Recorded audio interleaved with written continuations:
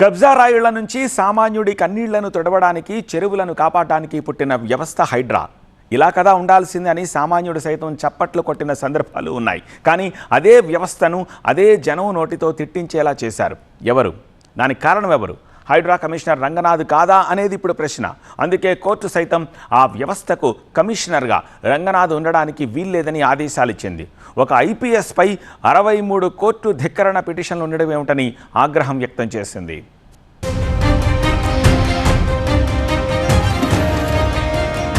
హైడ్రా ఏర్పాటు వెనుక ఉన్న ఉద్దేశం గొప్పది. నగరంలో చెరువులు, కుంటలు, ప్రభుత్వ స్థలాలను కాపాడడం, అన్యాక్రాంతమైన భూములను పరిరక్షించడం లక్ష్యంగా ఈ వ్యవస్థను తీసుకొచ్చారు. హైడ్రా ఏర్పాటు పట్ల మొదట్లో సర్వత్రా హర్షం వ్యక్తమైంది.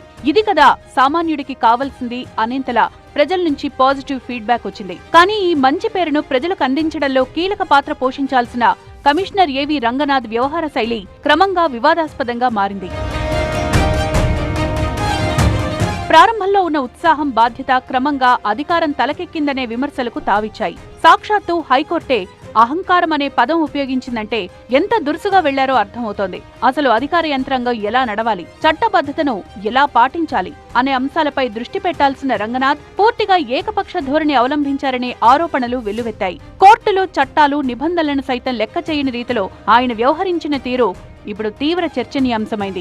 న్యాయస్థానాలనేవి చట్టం ముందు అందరూ సమాన్లే అనే సిద్ధాంతంపై నడుస్తాయి. ఎవరికైనా ఎలాంటి చర్యలు తీసుకోవాలన్నా చట్టపరమైన ప్రక్రియ, డ్యూ ప్రాసెస్ ఆఫ్ లా ఖచ్చితంగా పాటించాలి. కానీ రంగనాథ్ మాత్రం ఈ నిబంధనలను గాలికొదిలేశారనే విమర్శలున్నాయి. సాధారణంగా కోర్టు ధిక్కరణ వ్యవహారాలపై న్యాయస్థానాలు అత్యంత కఠినంగా వ్యవహరిస్తాయి. కానీ హైడ్రా ఒక మంచి ఉద్దేశంతో పనిచేస్తోన్న వ్యవస్థ కాబట్టనో, బహుశా ఆ సంస్థపై ఉన్న సదాభిప్రాయంతోనో ధర్మాసనం కొన్ని సందర్భాల్లో సంయమనం పాటించింది. అయితే దీన్ని కమిషనర్ రంగనాథ్ తమకు అనుకూలంగా మార్చుకున్నారనే అభిప్రాయం కూడా ఉంది.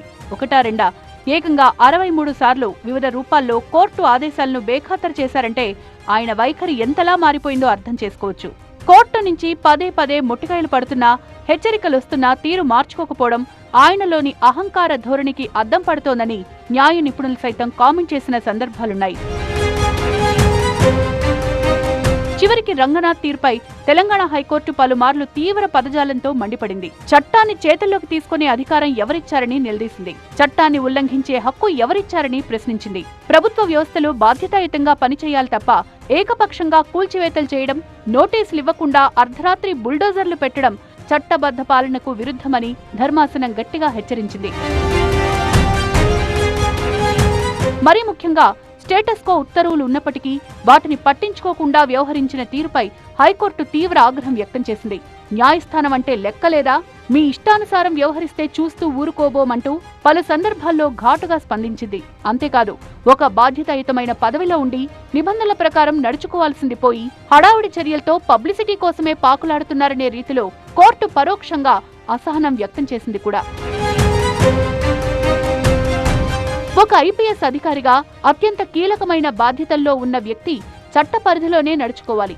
హైడ్రా సాధించాలనుకున్న లక్ష్యాలు మంచివే అయినప్పటికీ వాటిని అమలు చేసే పద్ధతిలో పారదర్శకత లోపించడం వల్లే ఈ పరిస్థితి తలెత్తింది. ప్రారంభంలో ఉన్న పాజిటివిటీ నిలబెట్టుకోవడంలో, న్యాయస్థానాల పట్ల గౌరవం చూపడంలో కమిషనర్ రంగనాథ్ విఫలమయ్యారనే వాదన బలంగా వినిపిస్తోంది.